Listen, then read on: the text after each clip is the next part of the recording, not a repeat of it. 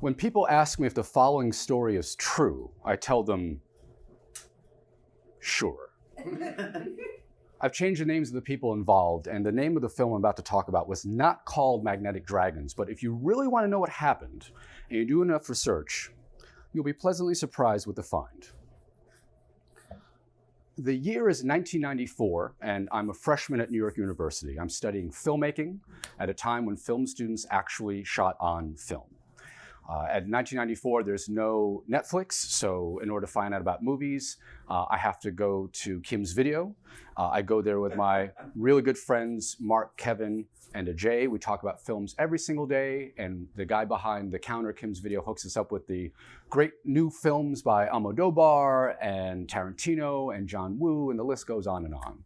So although before I can talk about Magnetic Dragons, I have to set the scene, and we're in a theater, but I think in terms of films, and when you're writing a screenplay, there's a very specific format. You have to say interior, exterior, you say where the scene takes place, and then the time of day. So here we go. Interior, Rubin Dormitory Hall evening. My roommates and I are going to go see Oliver Stone's new movie, Natural Born Killers. We decide to go with some people we just met on the 11th floor. So we go upstairs, we knock on the door opens, and 3 women are standing there. And one woman in particular stands out to me, this very tall blonde woman. So let's give her a fake name, let's call her Laura. So we go see the movie, and then afterwards we hang out at French Roast Cafe, and at French Roast we're talking about the movie, and Laura says, Chris, did you like the film?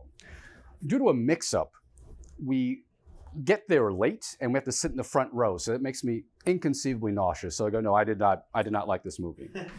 But she says, well, what else do you like? And I was like, well, in 1994, it is not cool to read comics or watch science fiction. So in 1994, I'm very, very not cool. So with nothing to lose and my head pounding, I go, I'm a Trekkie. Not a Trekker, a Trekkie. Very, very different. And I look and she's smiling at me. She says, me too. And I don't believe her for a second, but then she goes into her purse and takes out a photo of her pet snake, Jean-Luc.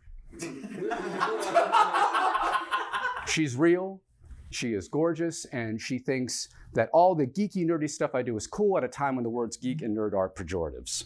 So we start dating, I fall in love. She does not. So when she breaks up with me, my heart is broken. But if you're going to have your heart broken, the best thing to be is a filmmaker in New York City. So cut to the summer of 1995. Still sad, so because I'm from New York City, I decided to stay and crash at my parents' place and work on films to drown out my sorrows. So the very first film I work on is a film called Layin' Low. It's directed by Danny Liner. He later goes on to direct Dude, Where's My Car? And from that film, I work on a movie that I will now refer to as Magnetic Dragons. On Magnetic Dragons, I'm the second assistant director. It's not a stutter, it's an actual crew position. Films are weird that way. So, exterior, 8th Avenue, early morning. My parents live in Chelsea, the offices are in Chelsea, so I get up at 5:30 a.m. I walk to the office, I walk past the Woolworths on 23rd and 8th. I walk by buildings that have posters that say Andre the Giant has a posse on them by Shepard Fairey. And I get to the office at around 6 o'clock. Now, when you work on a film set, the first thing you do, and the most important thing you do, is make coffee. And in 1995, I am not a coffee drinker. In 1995, I'm making coffee the same way I have sex. I don't know what I'm doing. I act like I know what I'm doing, and I keep doing what I think is good until someone goes, enough, just stop. Second thing is I make sides. Sides are copies of the script that are shrunken down, given to the cast and crew so we know what's being filmed that day. So the office fills with the smell of burnt coffee and ozone. I get a contact high from it, and why not? 19 years old, I just finished my first year of college, I'm working on a professional film set, I'm feeling like I'm getting a good sense of the film industry in my career. Granted, when the summer ends, I have to go back to school and I got a big test I have to take, but until then I can kind of pretend like I'm a big time film person. Once I get all my chores done, all that's left to do is just wait for people to arrive. And in those moments of quiet, when nothing's going on and I'm sitting in silence, that's when thoughts of Laura sneak into my head. I think about the times that we spend together in Washington Square Park by the fountain, our shoes off, feet in the water.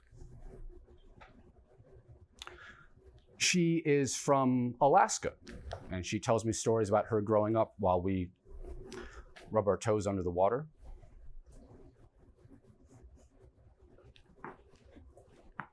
One time, she was driving to school, and she stopped her car because she saw something amazing. A tree filled with bald eagles. So she took a photo and sent it to National Geographic. The photo got sent back to her with a note on the bottom. We reject this photo. It's clearly been doctored. And that's something to think about, you know? Something so beautiful, you immediately assume that it's fake. I snap out of my funk when the producer arrives. The producer has the food for the crew, sets it up, and then right after that, the director and the production designer arrive together because they're brothers, and they're not the Coen brothers or the Safdie brothers. They're brothers you've never heard of before, I promise you. So let's give them all fake names. So the producer, we'll call him Arnold, the director will call him Dan, and the production designer will call him Reg.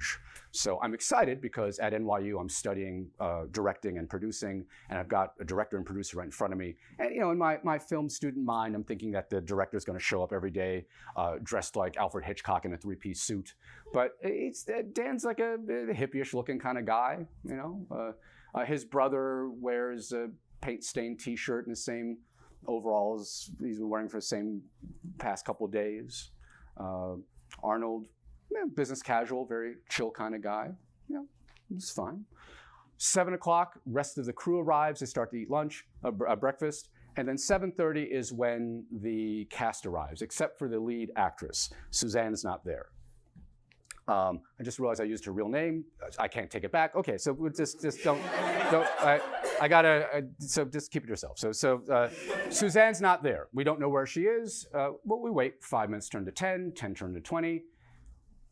Where is Suzanne? We call her at home. She's not picking up. It's 1995. No one has a cell phone.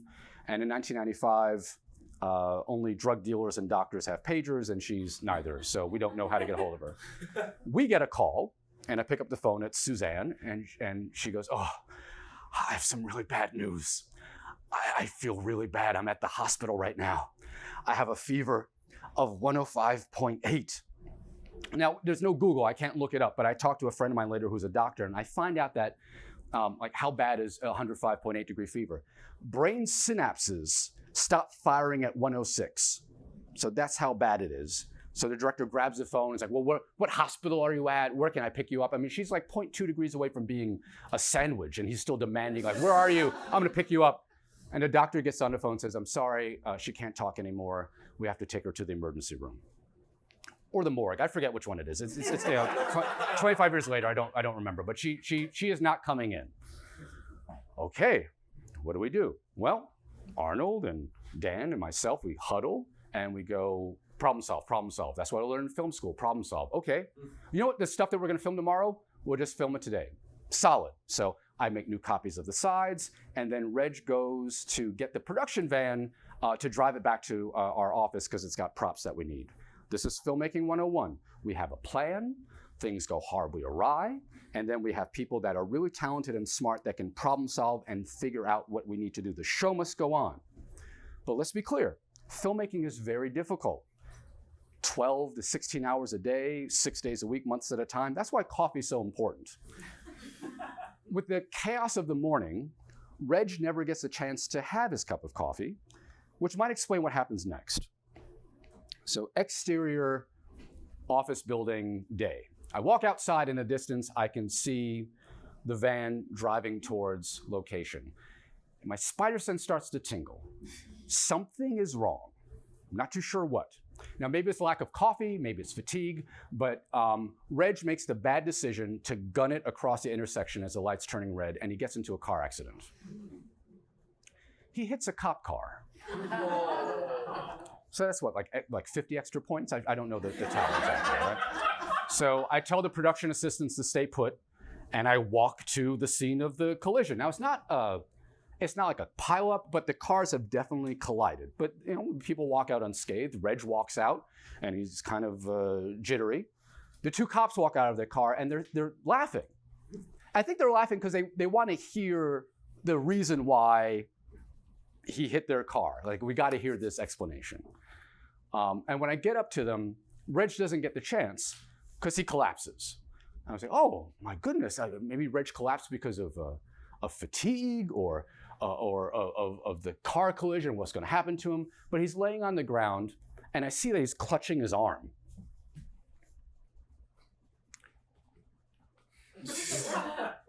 Reg is bleeding.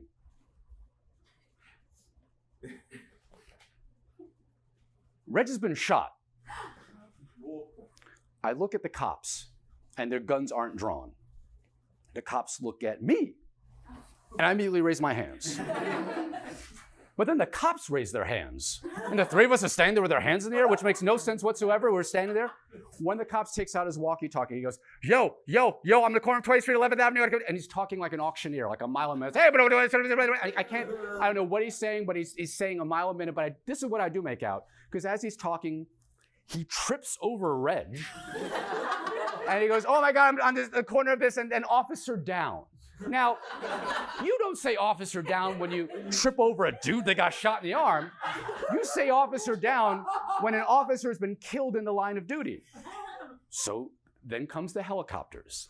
Then comes the SWAT team that surrounds our area. Then comes the dude that's in riot gear with a gun and goes, where's the shot cop? And I'm like, no shot cops are here. And the guy's like, okay, who shot this guy? I was like, we don't know who shot this guy. And he's like, what? Why is everyone's arms raised? Like, what's going on? We have no answers for this guy. But he's right. I mean, on the film set, you got the director, you got the producer, the actors. Who's shooting the guy that paints the walls? Why is this the target that you're like all the people to shoot? This is the guy? It makes no sense. So this is what we learn. But what we learn is interesting because it relates to film school. So in film school, you learn the difference between what happens on a film set versus reality. So in a film, someone's stabbed. What do?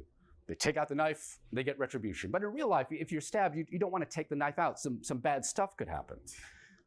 In a movie, someone wants their presence known, they shoot their gun in the air. But in real life, you don't want to do that, right? Because you don't know where those bullets are going to go. So we're filming in Chelsea, and north of our neighborhood is another neighborhood called Clinton. Back in the day, we called it Hell's Kitchen. Unbeknownst to us, while we're making our movie in Hell's Kitchen, there's a robbery. And a guy shoots his gun in the air. Oh, no. And a bullet from that gun traveled 1.5 miles and randomly hits Reg in the arm. When SWAT learns of this, they go to the actual crime scene. And they're nice enough to take Reg with them. Take him on the way to the hospital. But before they go, they make merciless fun of the cops. Merciless fun. Because the cops have called in, not only did they get into a car accident, but they called in like a fake shooting. These guys are shredded. SWAT leaves, and then the two cops get in what's left of the vehicle, and they drive off. They give us a stink eye, and they drive off. What do we do now? Bullets are falling from the sky. We don't feel safe. The answer lies in Brazil. Earlier in the year, I take a scholars trip to Rio de Janeiro. So in Brazil, my scholars group meets with a number of artists, and I meet a filmmaker named Zosimo. And this guy's hardcore. He's been making films for decades. He's been arrested by the Brazilian government for being subversive. He speaks no English. I speak no Portuguese. But we both learned that we speak French, and I tax my high school French knowledge to its limits to talk to this guy. And I ask him in French, how do you find a balance between making movies and I don't know if you do are you married? Do you have a family? And he gets offended. He goes, family? I don't have time to have a family. I have to make movies. I have to make movies. And with Zosimo's words echoing in my head, I go, I'm staying. I'm staying. And that causes a chain reaction where other people decide to stay as well, regardless of our fear. We decide, okay, Show must go on. And even Dan uses this as a rallying cry. Let's do this for my brother. Okay, great. Our building now, keep in mind, 2020, the retail prices in Chelsea are astronomical. In 1995, the film company is able to get the building for a steal. We rent out the entire building, and it doubles also as a location. We decided to shoot in front, let's not say shoot anymore. We decided to film in front of the building a scene from another day we're going to film. But again, our building doubles as a location. Okay, great. So we set up stuff, and we're setting up cameras. And that's when, across the street, there's very loud music starts blaring. Now, in 2020, Chelsea has over 500 galleries and art installations. In 1995, it has one. And that gallery is having its grand opening right now. Dan is furious with me. Chris, why didn't you know about this? Why are we finding out about this right now? What's going on? Why didn't we know about this? And in retrospect, I say something that I shouldn't have. I go, Dan, while planning on the day, I did not expect your brother to get shot. He does not like my answer. Chris, go over there and shut off the music. I will try. So, interior gallery day. I go inside, and I don't really remember what the gallery was, what they were exhibiting. I do remember that there was a DJ spinning music, and the gallery manager, although predates the Williamsburg hipster, was wearing a tuxedo jacket, no shirt, overalls, and boots that he has clearly on his own duct taped together.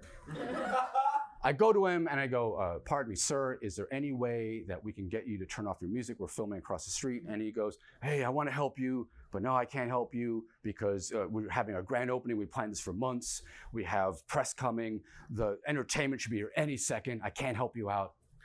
But hey, problem solving, right? I learned that in film school. I learned that as a basis. Okay, how about this? How about, when we film, the scene's actually only like 30 seconds long. Could you lower or turn off the music? Like 30, he said, no, it sounds too complex. I'm not gonna do that, But I got one job. I gotta do this. And I think I'm armed, well, I shouldn't say armed. It's like a gun. I have a skill that's ingrained in me that I think will give me the upper hand, and that's being a native New Yorker. I can give this person a native New York stare.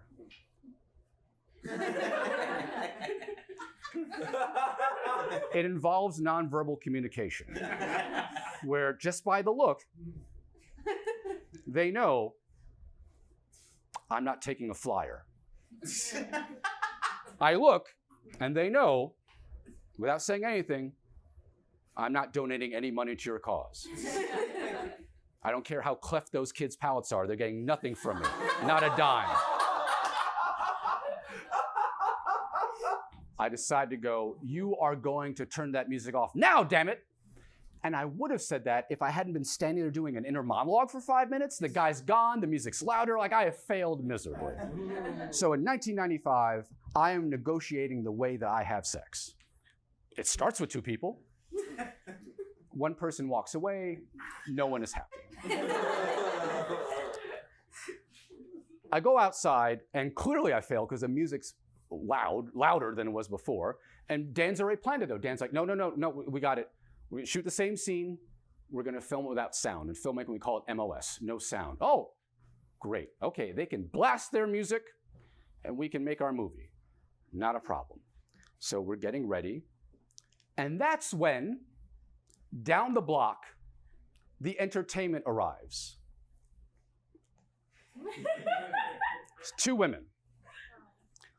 They're like Valkyries, tall, giant women.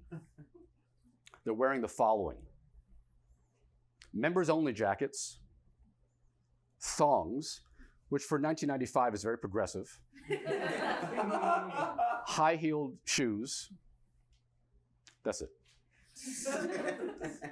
One by one, members of the crew, as they're working, see these women, and their jaws just drop and their tongues roll out and their eyes bulge out. They are, for reasons unknown, hypnotized by these women.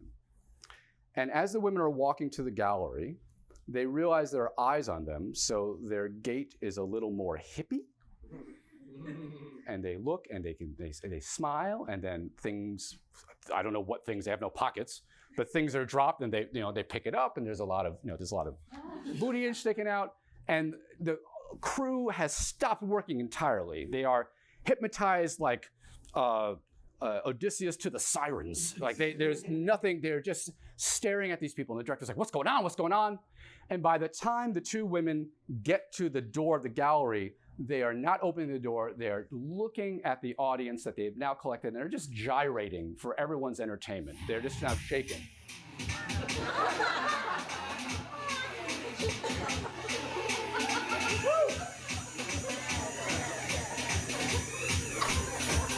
The director hates it. The director's like, what is going on? They cross the street, start dancing with the crew. The director's yelling, please, please stop.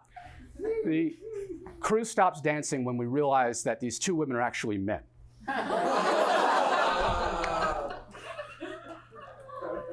For some people, this is not cool.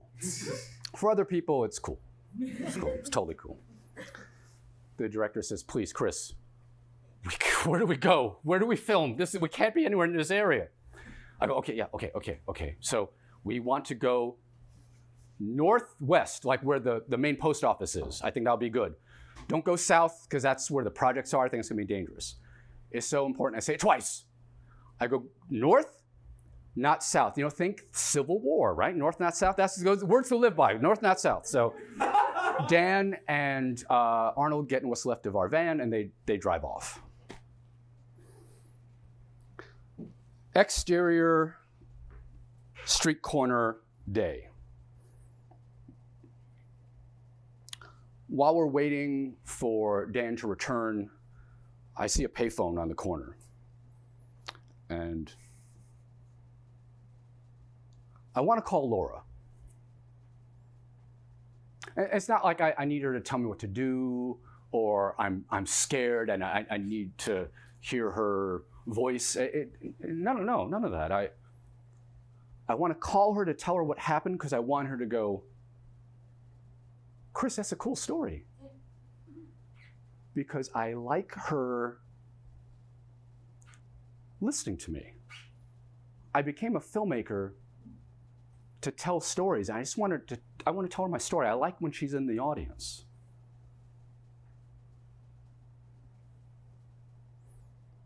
So I make a decision. If I have enough pocket change, I'll give Laura a call.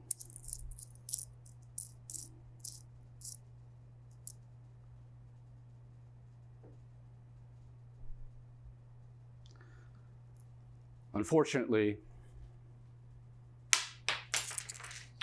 I'm shy 5 cents. I get back to location, and we are packing up, trying to figure out where we're going to go next. So one of the things we have to pack up are stingers. And stingers are these giant electrical cables. They're extension cords. It's not like the ones you get at Best Buy. I mean, these are huge cables. They're gigantic. They're heavy. But you have to coil them with precision, because they have to live on a truck. And so I grab one and I start to coil it, and it doesn't coil properly. I'm like, oh, okay. So you have to start over again at the very beginning, and you're coiling it, and it's not working. I was like, oh, what's going on? His timing's really bad. This should work right now. This is what I studied in film school. This is filmmaking 101. I paid $30,000 to learn how to coil this cable. And this is $1995, and adjusting for inflation, that's like $7 trillion by today's standards, right? So I was like, I should be able to do this. And I can't, and it's frustrating. And I start to cry, and I look around and see if anyone's looking at me, and everyone's really busy. I was like, okay, all right, so let's just get this done. I got one shot to do this, and I fail. The universe looks me in the eyes and says, I don't care how much you want it, you're not getting it. So I throw the cable on the ground, because I can't do it, and I just feel terrible. And slamming the cable on the ground gets the attention of the gaffer. Let's give him a fake name. It's fake. It's Edward. Edward is the biggest man I've ever seen in my entire life. And Edward walks over, and he looks at me, and he looks at the cable, and he looks at me, And he grabs the cable with one hand and is coiling it with ease. Whew, yeah. I guess you went to better film school than I did, Edward, huh? Right? And Edward coiling goes, no, I didn't go to film school. I go, whoa, oh, so you didn't go to film, so you're working on but you didn't go to college, you didn't go to film school? And he goes, no, I went to college, but I didn't study film. My parents wouldn't let me. Now, I get that. I totally get that. I know plenty of people, when I was in high school, their parents would not let them go to an art school. My mom was a painter. My dad was a jazz musician. When I told them I wanted to be a filmmaker, they said, thank God our kid chose something safe. So I get it, but I can't figure out. Edward is really smart. He knows everything on a film set, and he didn't go to school for it. So what? Something's not computing. And Edward sees I'm having a really bad moment right now, and out of the kindness of his heart, he puts this giant hand on my shoulder, and he goes, hey, Chris, come on, man. It's just a movie. At that point, Dan returns. And he gets out and goes, okay, we're going to film at 15th Street, 11th Avenue. He's done the exact opposite of what I told him. You know what this means? He's chosen the South. He is racist. He's a Confederate officer.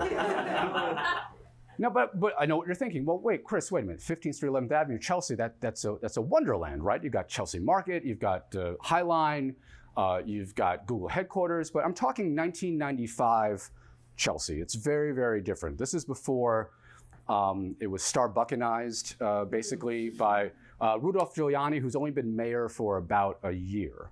So it's very, very different in this area. When I was growing up in Chelsea, there were people that, around Halloween, you get these punk kids that would take stockings and they fill it with flour and eggs and Nair. It's a hair removal cream, and they whack you in the back of the head with it. So then when you went home to wash it out, you'd have a bald spot where they whacked you. That's just during Halloween, so it's artisanal bullying. It didn't happen year round. It's fine. So year round though, what you'd have is year round would be just punks that would have thumbtacks taped to the back of their hand. So it would be the handshake of death, the high five of death. It's like, hey, what's up? And slap you on the back, get a thumbtack in your back.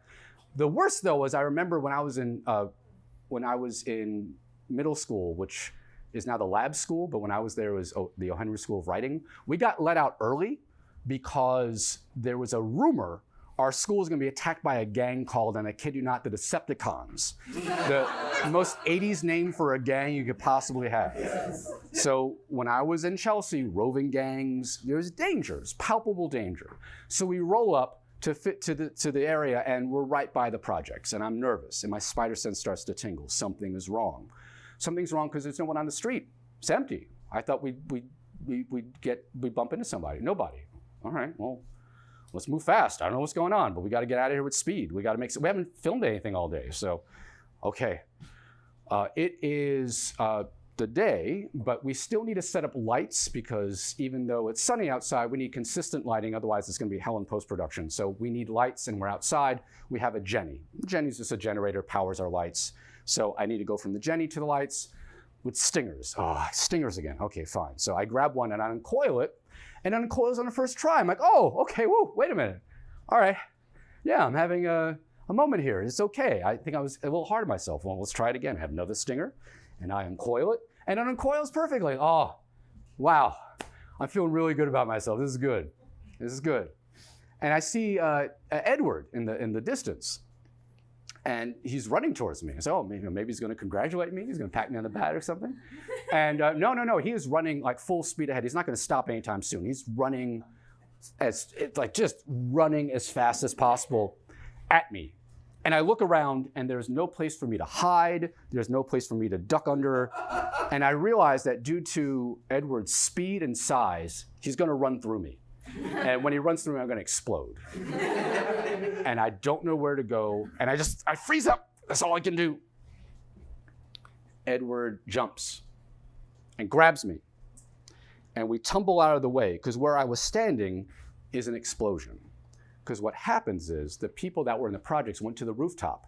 Several days ago was the 4th of July. They're like, oh, we're going to shoot some fireworks off the rooftop. But then when they see us illegally parked in front of their building, they decide to shoot fireworks at us. So at eye level, fireworks are exploding, something that I hope none of you ever live to see. It is a nightmarish combination of sound and color, and Edward is using his giant body to shield me from the explosions. And I look into Edward's eyes, and he is experiencing something. He is thinking about a time where he fought out of a place or fought from a place, but there's something going on. He knows that we're in danger, and I'm laying on the ground. He throws me over his shoulder. Again, I'm on the ground. He grabs me by the feet, throws me over his shoulder. He yells out the word serpentine and runs through the explosions to safety. Weaving and bobbing through, we dive under the grip truck. I look out. People are running for their dear lives as bombs are going off. He snaps back to our reality. He gets up, he sees who's throwing the fireworks, he goes, stop it! And they stop. They immediately stop. They see Edward and like, we don't want any of that. Miraculously, no one is hurt. Unfortunately, no one is killed. The generator is ruined. The explosions have ruined the electricals of the generator. Okay, do we now chance filming without lights? There's light. I mean, it's the afternoon right now, but we can still shoot stuff. I shouldn't say shoot. We can still film stuff, but we're risking it. That's when a car drives by and drives right up to us. It's like an old school Saturn. Remember Saturns? So the car drives up, and this guy gets out, and it looks like he's been sleeping in his car. But he's wearing a suit, though. So I'm not too sure that he's got this amazing backstory I'll never find out. And he walks up to us, he goes, whoa, what happened? I mean, should I get the police? Or like, no, please do not get the cops. Do not call the cops. Do not ask for police. We have a bad relationship with them right now. Arnold goes into producer mode. He walks over to this guy and goes, we need to plug our lights into your home. And the guy looks at these lights. They're giant HMIs. They're lights that simulate daylight. And he goes, I want to help you out, but I mean, it's gonna kill my Con Ed. I want to do that. Arnold, he's got that one job. He goes, hey, I'm gonna pay you $100 if you do it right now. Now the guy may be altruistic, but he's not dumb. So he goes, I want $200.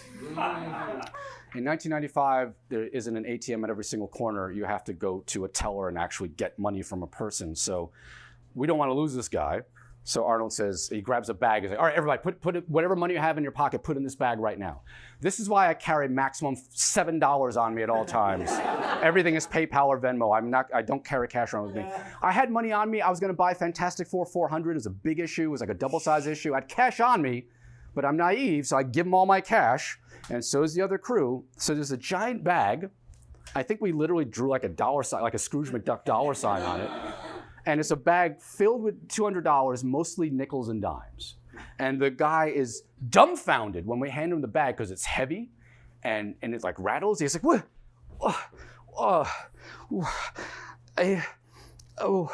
Wait a minute. And he starts walking to his car. Now that's crazy suspicious. I mean, where's he going? So I look at Arnold. Arnold's just standing there looking at him. So I was like, well, I got to do something. So I get literally into like a sprint position. I'm just waiting for him to fire some sort of like cap gun or something, because I was like, tackle him to the ground, wrestle the money, bite him. I don't know, I could do something. Like, I gotta be useful about something. I'm waiting for him to do something, and he's just standing there looking at him as he gets into his car. I'm like,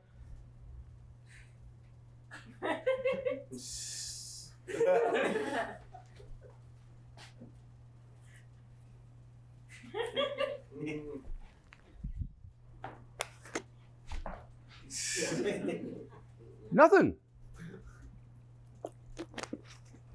So I do nothing. Arnold's the top dog, right? Okay. That's when the car starts to drive off. I say, oh, maybe I can do nothing. I can't do anything. The car's driving. I'm powerless. But Arnold's not saying anything. And that's when Arnold turns to me and goes, "Where's the car going?" I said, "Where's the car going?"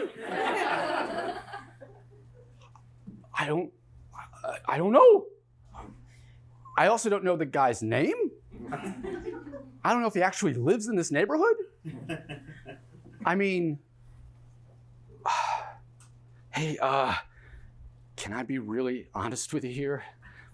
I'm feeling really overwhelmed. Like I thought I kind of had this, and now it's like the stuff going on here. I feel like I'm so. So when you were in film school, like what did you take classes that prepared you for? I mean, I know there's budgeting stuff, but like scenarios like this where people rob you with ease. Like, what did you do? And Arnold's still looking at the car driving off. He goes, No, I didn't major in filmmaking. I majored in Russian literature. I go, you're producing this film and you majored in Russian literature? And I say something that in retrospect, I shouldn't have said. And years of therapy have taught me the difference between reacting and responding. And I go, a thought? If you studied less Dostoevsky and more filmmaking, we might still have $200. Theoretically. And when I look, Arnold is now hunched over and crying his eyes out. And it is scary. I've seen people cry before, but I was like, wait a minute, I've never seen a grown-ass man cry before. And it is frightening and it is ugly. And I have absolutely no sympathy for him. Edward walks over. He looks at me. He looks at Arnold. Sees the lights are unpowered, sees what's left of the generator, walks over to a street light, and he boots open the bottom of the street light, the metal portion of the bottom. I think Edward was wearing sandals. He boots open the bottom of the streetlight and using the power of want, plugs into the city's power to light the lights, something that I didn't think was possible if we weren't doing something illegal before. No permit. Parked randomly in front of the projects. Explosions. We are now stealing power from the city of New York to power our lights. We haven't filmed anything today yet. We have to move with speed. Dan, along with the main actor and the villain of the film, let's name him Boris. We're naming him Boris because he is stereotypical Russian villain from the 90s. So Boris and the main actor are rehearsing with Dan, but as we're getting stuff ready, it looks like everyone's really operating with a lot of speed, with a lot of focus, with a lot of energy. We are moments away from finally filming something, and the morale is high. We're getting excited. The director forgot his brother was shot. We are in it to finally make a movie, and Dan's got confidence. Okay, everybody. Quiet on set. Okay, pictures up. Let's stand by. And that's when Boris goes, ha, ha, ha, quiet. And we all freeze for a second. We don't know what Boris saw. We look around. I don't know. We don't know if he sees a cop or he sees someone else on the rooftop about to throw something at us or Decepticons. What do you see, Boris? Like, what are you looking at exactly? So the director's like, no, false alarm, false alarm. We're going to roll, right? We're going to roll. We're going to roll. We're going to roll. Boris goes, I hear that. Who here is laughing at me? I hear your laughter. No one is laughing. Even the psychopaths that threw fireworks at us weren't laughing at us. So I'm like, well, is this like a sense memory thing? Is this like what is he doing? The director's like, no, we're just gonna roll, just don't worry about it. Boris starts to walk around. He's like, what? I hear laughter. Who here is laughing at me? I will find you, and you will answer for why you are laughing at me. And he's looking everyone in the eye, cast, crew, and he finds the person that he thinks is laughing at him. Edward. He looks at Edward and goes, why are you laughing at me? And Edward goes, very calmly, wasn't laughing at you. And the director's like, yeah, we're just gonna roll, No. Why are you laughing at me? And Edward goes very, very calmly, wasn't laughing at you. Nothing funny has happened today. I haven't laughed in years. But if you don't get out of my face, I'm going to. And then he threatens him in a way that I've never heard this threat before. Now, as a native New Yorker, I can tell you right now that if you're threatened by someone in the streets of New York with general violence, you have nothing to worry about. So if you bump into somebody, someone's like, hey man, I'm gonna kill you. Yeah, they're not gonna kill you. It's just they're mouthing off. But if someone is very specific in the violence they want to inflict on you, so if like you bump into someone's like, hey man, I'm gonna break your clavicle into thirds. They know body parts, they know math. You have to run away. You're in serious danger. Serious danger. So that being said, Edward looks at Boris and he goes, if you don't get out of my face, I'm gonna eat you. I'm like, what does that mean? What does that mean? You're gonna literally eat crush him and eat him? Like, well, I don't know what that, it's like, the logistics are crippling, right? How would you do this? Boris is so upset, he's just completely red in his face. And he takes a step back and he lifts his hand in the air and he hails a taxi, gets in and drives off.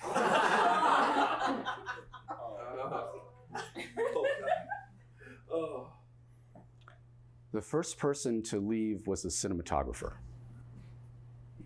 Walked off. Then was the second AD. Then cast and crew just dropped what they were doing. They walked off. That was the straw that broke the camel's back.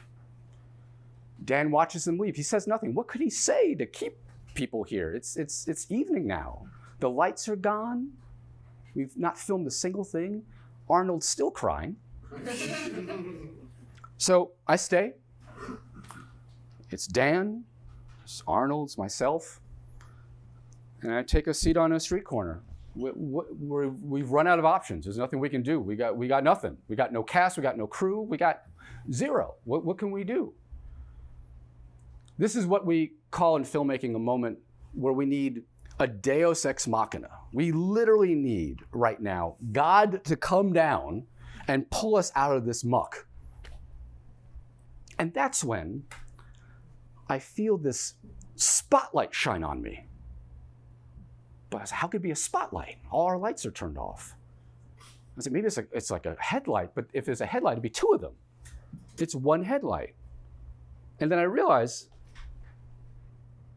it's coming from our van. And someone gets out of the van, and I can see their silhouette as they stand in front of the light. And I can see in the silhouette that the person's arm is in a sling. Reg? Reg, is that you? And Reg looks at us with this newfound confidence and a grin. And he goes, get in the van, losers. We're making a movie. We get in. And everyone gets a seat except for me. I'm sitting under the camera. I'm holding it. We decide to get B-roll. And B-roll doesn't require actors. It doesn't require locations. It's just us driving around getting shot with the scenes of buildings and cars and stuff like that. So I want to credit this moment as interior busted van evening, but I'm going to credit it as interior airport afternoon. Because as we're driving around, I lose track of the time. I don't really know how long we've been driving for. I start to think again of Laura. And I'm thinking about the January earlier this year while we're still dating. She has traveled to Alaska to see her family.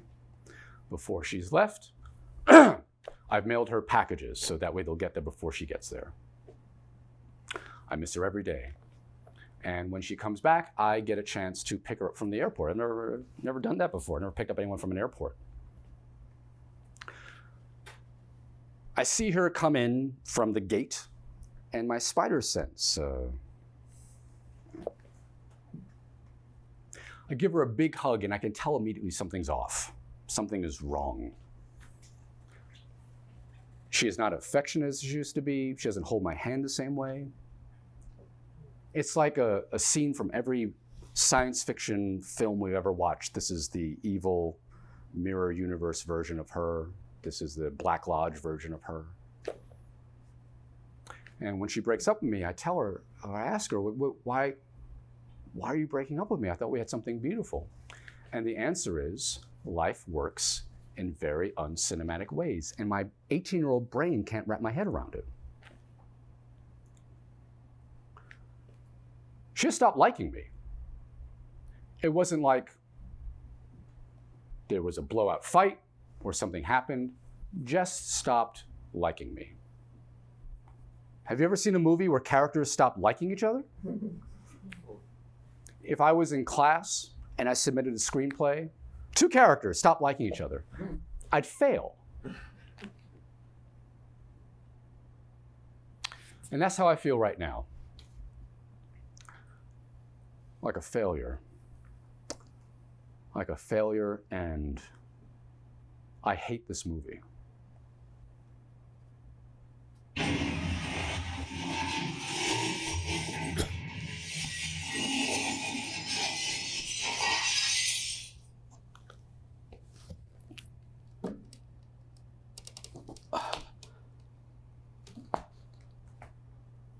The camera was okay.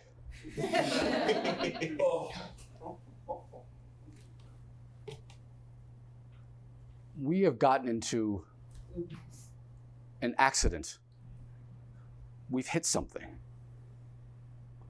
I look out the cracked window and I see that we're back in Chelsea. I think we're near our offices, but I don't know what happened. I don't know how long we've been driving for. And that's when I hear, yo, yo, yo, get out of the vehicle. So we get out, and I see what we've hit.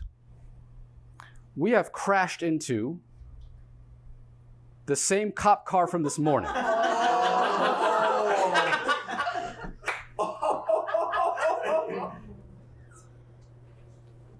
The cops walk out, and there's no one else in the area. We are a part of Chelsea that's non-residential. There's no one anywhere.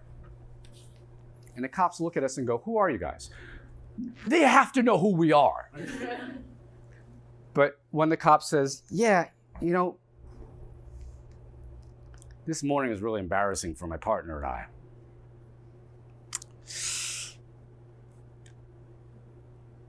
We getting in that car accident, man, I don't think we have jobs tomorrow. They put us out here to stay out of trouble. And you're telling me you hit us again? That doesn't happen in real life. That's a movie. So who are you? It's not random. Where do you know us from? Who sent you? Why are you doing this to us?" We have no good answers. Yeah, you know, so what has to happen now? I got to take you down to the station again? I have to go back to the place where they're laughing at me and fill out another form? No, I don't want to be laughed at anymore. I don't want to take you downtown. It'd just be easier if you went missing. You see that thing up there? I notice that he's pointing at a part of the abandoned track that will later become the High Line. I also now notice that he's pointing with his gun. That part up there on the track, no one goes up there. Who needs to go up there? You could put a body up there. You know what to do? It just rot. It would just rot. No one would ever find it. you want to see where the bodies rot? And that's when Arnold raises his hand. I was like, what? Not giving us a tour, you idiot. Put your hand down. What are you doing? Cop points at Reg and says, you, is this all worth it? And Reg goes, no, it was not worth it. No, none of this, the day, the film, no. Cop looks at Dan. Was this all worth it? And Dan goes, no. I wrote this movie.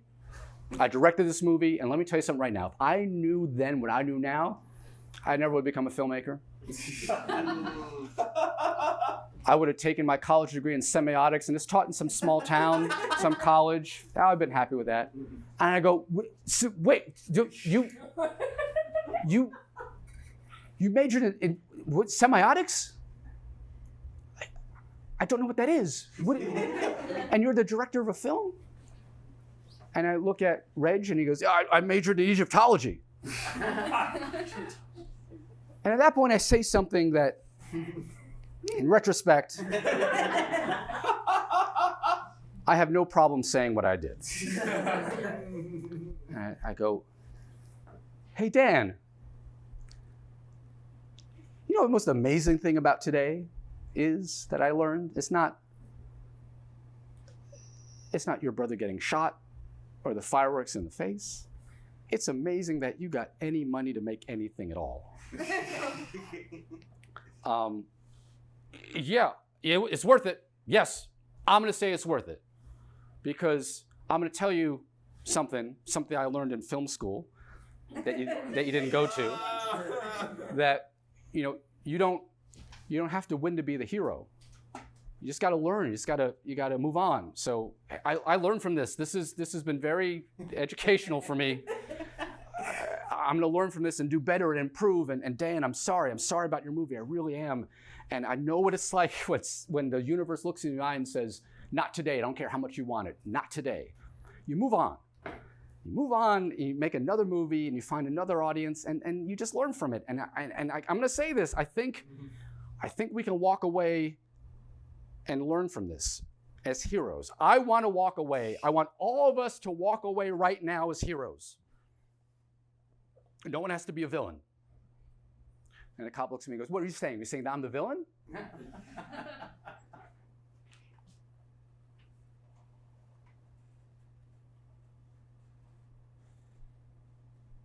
Get out of here.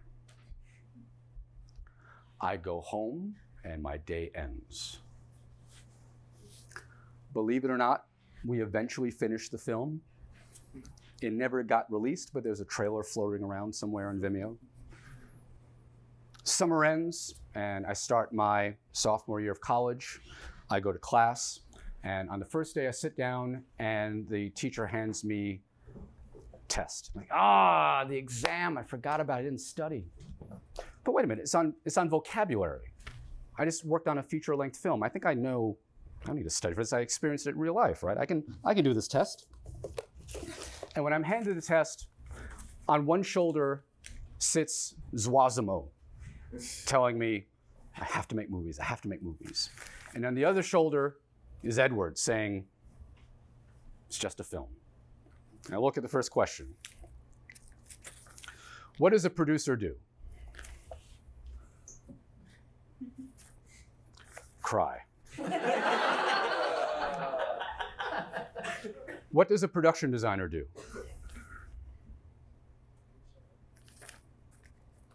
Get shot. No cheating. What do you say to an actor when communications have broken down? I am going to eat you.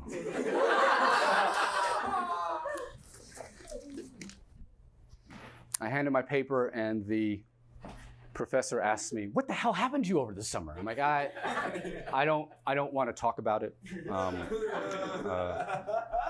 a long story. And the professor, I think, tries to calm me down. And he goes, hey, Chris, hang in there. I'm going to tell you something that's a little off color, but making a movie is kind of like having sex. And I go, why? Because what, the more you do it, the better you get at it? And he goes, Let's go with your answer.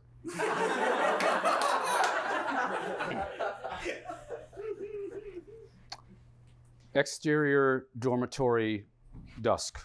I go back to my dorm, and I need to run an errand, so I walk to the corner. When I get to the corner, I can see someone standing next to me, and in my periphery, I know that it's Laura. I don't need to look. I don't need to see that it's her standing next to me to know it's her. Magnets don't need to look at other magnets for there to be an attraction. So we're just standing there in parallel, and I decide to go back to my dorm. And as I turn, the setting sun casts our shadows on the building where we first met, and I pause and look at how beautiful it is that our bodies are creating these shadows and we're painting with light. It's absolutely beautiful. It's as beautiful as a tree filled with bald eagles. This is the last time I'm ever going to see her. So I take a long look at how our shadows are on the wall, and I admire it for a second. The shape, how it moves, how it dances.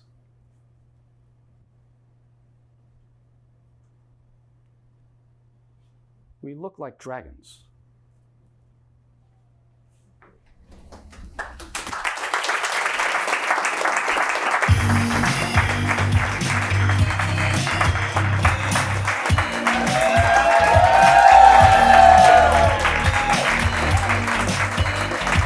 Thank you very much. Thank you. Thank you.